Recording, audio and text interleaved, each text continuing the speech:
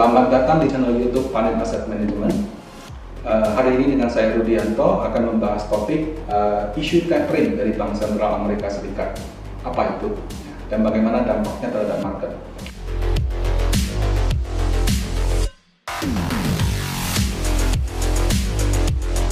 Jadi isu tapering ini sempat muncul di awal Januari 2021, mungkin awal atau pertengahan, dan membuat harga obligasi di Amerika Serikat terkoreksi. Jadi harganya turun, yieldnya naik, dan juga berdampak terhadap yield obligasi di negara lain. Sebetulnya tapering itu apa dan bagaimana efeknya terhadap Indonesia? Dan apakah akan terjadi seperti itu? Mari kita lihat grafik berikutnya. Ya. Jadi ini adalah balance sheet daripada Bank Sentral Amerika Serikat yang saya ambil dari website federalreserve.gov. Ya. Jadi bank sentralnya US. Di tahun 2007-2008 ada krisis finansial besar yang menimpa Amerika Serikat. Jadi waktu itu Lehman Brothers, Bear Stearns, ya, yang kalau di Indonesia itu ya mungkin sudah setara bank terbesar keempat atau kelima seperti itu di Indonesia, itu mengalami kebangkrutan.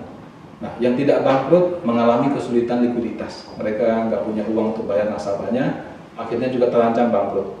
Nah, untuk menyelamatkan situasi itu, akhirnya Bank Sentral memutuskan untuk, ya sudah, kalau kalian tidak ada uang, pinjamlah sama saya. Caranya bagaimana? Kalian terbitkan obligasi, nanti saya beli. Nah, jadi dengan cara demikian, perusahaan-perusahaan yang kesulitan likuiditas tersebut memperoleh uang, sehingga bisa melanjutkan usahanya. Obligasi yang diterbitkan oleh perusahaan-perusahaan tersebut dibeli oleh Bank Sentral dengan cara mencetak uang. Di saat itu muncullah istilah quantitative easing. Jadi QE itu ya, istilah yang muncul tahun 2007-2008. Bank sentralnya cetak uang, uangnya dia pakai beli obligasi, nanti perusahaan-perusahaan tersebut balikin lagi kepada bank sentral. Nah, jadi uang yang dicetak itu ya dengan aset yang dia beli masuk ke balance sheet-nya. Jadi di sini kita lihat ada peningkatan seperti itu. Nah, kemudian uang yang dicetak pertama kali itu adalah sekitar 2 triliun US dollar. Waktu itu akhirnya membuat perusahaan-perusahaan yang kesulitan likuiditas bisa survive. Nah, kemudian jalan sampai dengan 2013 Bank Sentralnya melakukan review. Kayaknya kalian sudah pada sehat nih. Jadi kalau sudah pada sehat, ya sudah dong, jangan pinjam uang sama saya terus. Jadi ibaratnya saya kayak company, pinjam uang 0%, udah begitu limitnya besar, setiap kali mau pinjam ada gitu. Dan kalau mau nambah juga bisa.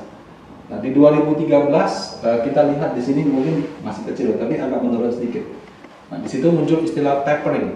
Ya, tapering itu adalah bank sentralnya merasa perusahaan sudah sehat. Kalau begitu, udah dong pinjamannya. Harusnya kalian lunasin. Saya nggak mau kasih pinjaman banyak-banyak lagi, karena uang saya cetak semua, bukan uang yang saya hasilkan dari usaha.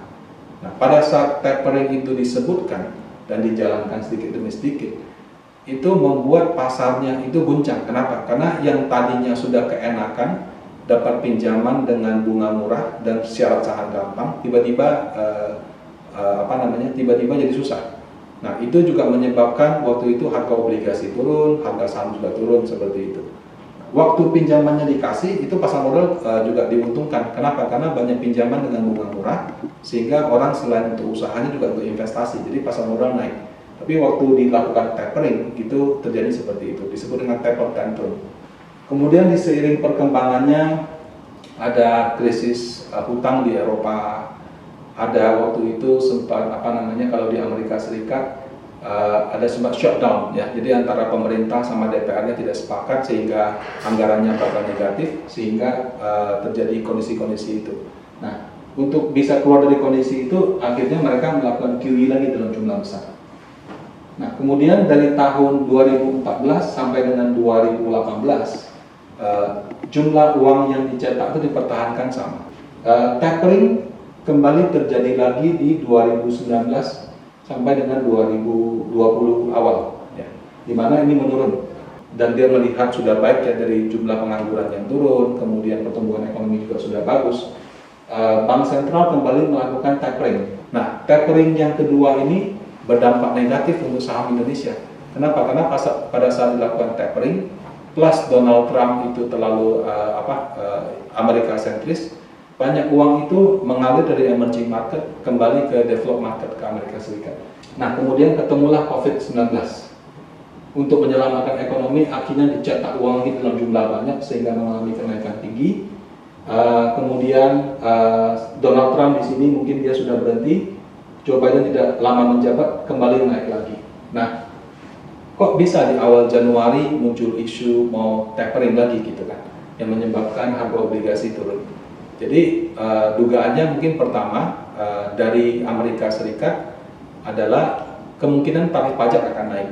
Jadi kalau tarif pajak naik, berarti obligasi yang diterbitkan mungkin tidak perlu sebesar dugaan awal. Ya, jadi ada dugaan seperti itu sehingga orang berpikir jangan-jangan ada tapering gitu. Kemudian waktu itu bank sentralnya juga belum memberikan statement yang jelas. Ya, padahal dari dulu dia sudah mengatakan bahwa suku bunga mungkin akan bertahan sama untuk 2-3 tahun yang akan datang. Tapi kalau taperingnya memang dia, jumlah uang yang dicetak mungkin dia tidak menjanjikan. Jadi ada dugaan-dugaan itu akan berkurang. Ya. Nah, sehingga itu membuat waktu itu pasar modal di Amerika Serikat terutama obligasinya itu bergejolak.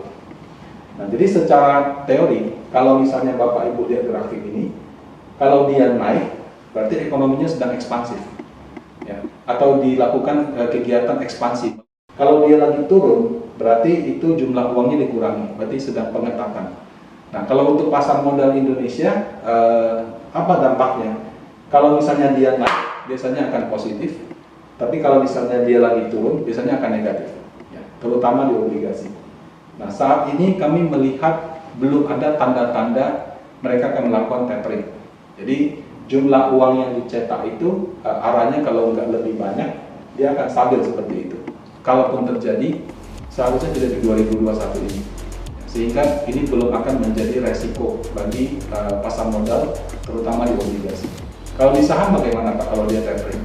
Kalau misalnya dia benar lakukan tapering, tadi itu sudah saya jelaskan juga bahwa saat ini dominasi transaksi saham itu lebih banyak oleh investor lokal. Jadi investor asing memang punya dampak, tapi tidak sebesar dulu lagi. Jadi kalaupun misalnya ada efek asing melakukan net sell, seharusnya tidak akan sebesar seperti tahun-tahun sebelumnya.